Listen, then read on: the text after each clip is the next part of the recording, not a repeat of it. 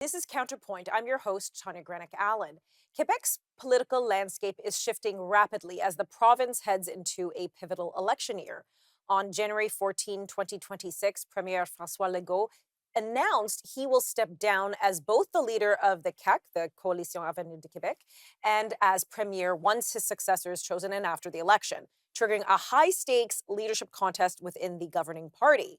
Legault's decision comes amid declining public support for his government and amid party turmoil, with several high-profile CAQ ministers and MNAs departing or distancing themselves from the administration in the recent months.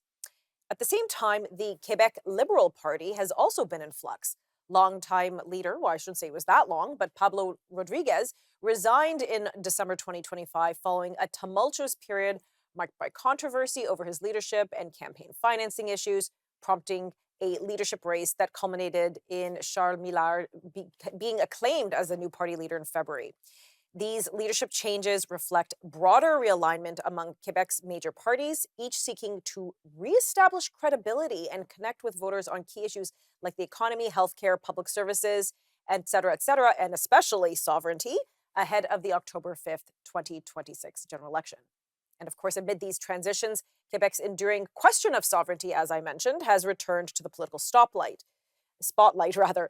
Under Paul Saint-Pierre Plamondon, the Parti Québécois is campaigning on a platform that includes holding a Quebec referendum on Quebec's independence during a first term if the party forms government, a pledge that continues to generate debate about national identity, economic feasibility, and public appetite for another vote.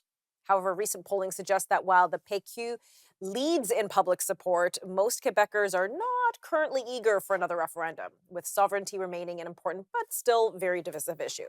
So, to help us unpack the latest in Quebec politics, we are joined by Richard Décarie, former Conservative leadership candidate, political strategist, and longtime advocate for a strengthened Quebec identity within a renewed Canada. Richard, always a pleasure to have you on. I know it's just been a few My months since pleasure. we had you on last, and we were discussing Yeah. all the tumult going on in all the individual parties, maybe not so much the Parti Québécois, but, looked like they were going to win handedly. They still probably seem that way. And we were discussing a lot of the sovereignty movement. Well, in those few months, we have Pablo Rodriguez resign. We have the premier announcing his resignation. I think it's when the next election happens. Is that correct? Next October, yes. Yes, well, in just a few months, I guess. So let's talk about that resignation, because I think that was the most shocking. So Francois Yeah. Legault is resignated. It shocked many. Maybe for you, no, because you always have to No. you always have the inside edge on what's happening. But do you think the CAQ is finished as a party in Quebec, or do you think it can survive this? Well, I think in politics, nothing is finished until the end. So I was predicting that Legault was quitting before Christmas. So I was, 2 weeks too early. But I think he waited too long because he's putting his own party in jeopardy by doing that, because it was a long time due. It was due in September. There was a few MNAs who got together. I think it's like 20 MNAs who got together last summer to make a push against them or convince them to leave. And instead of leaving, he just hung to power and lost many major ministers in the process during the fall period. And then at Christmas, he was stuck because he had to leave.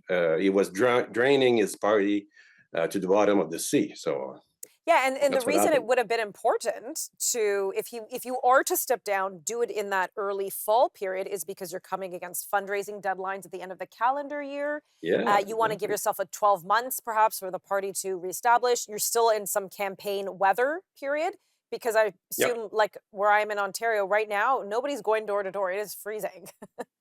It is this year. Yeah. But in fact, if he had thought about the party and the province, he would have stepped down in September, like I said. But sometimes they want to be. They still think they can manage to keep a majority government because they had a very strong majority at the last Yes. election, surprisingly. But the COVID crisis changed everything in politics, as you know. And then came Mr. Trump, who changed the scenery. across the world, mainly. So that's where I think Legault didn't see it coming. But by waiting like this, he's putting the party in a very difficult situation. But we Yes, I'm have going to pause you candidates there. who could make a change. We're going to talk about those candidates in just a moment.